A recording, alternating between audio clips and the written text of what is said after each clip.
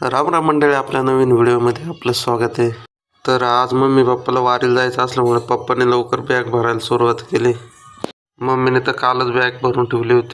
Mummy papa चालल्यामुळे यांनी रांगोळी काढली. आज तर पावसाने सकाळपासूनच हजेरी लावली होती. मम्मी पप्पा म्हणले आम्ही पुढे चाललो, तुम्ही मागून बॅगा घेऊन या. मग भाऊने मी बॅग नेऊन सोडल्या. आज तो ट्रॅक्टर आहे, त्याच्यात बॅग होत्या सगळ्या भाविकांच्या. खाण्यासाठी लागणारे सगळे साहित्य या टेम्पोमध्ये होत. आपल्या गावातून पहिल्यांदाच पायदिंडी सोहळा असल्यामुळे शाळेतील विद्यार्थी तसेच गावातील सगळे गावकरी सहभागी झाले होते.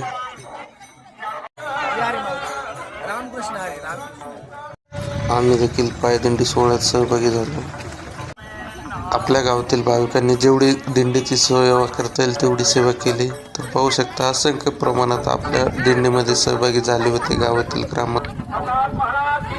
पायदिंडी सोहळ्यात सामील झालेल्या सगळ्या वारकऱ्यांसाठी पाण्याची सोय करण्यात वारीला चाललेल्या गावातील वारकऱ्यांसाठी आंबेकर वस्तीमधील नाथ मंदिरामध्ये नाश्त्याची व्यवस्था करण्यात आली होती. नाथमध्ये सगळ्या वारकरी मंडळींना केळी व वेपर्स वाटण्यात आले. नाश्ता झाल्यानंतर माऊलीचे दर्शन घेतले व वारीमध्ये थोडे फोटो पण काढले.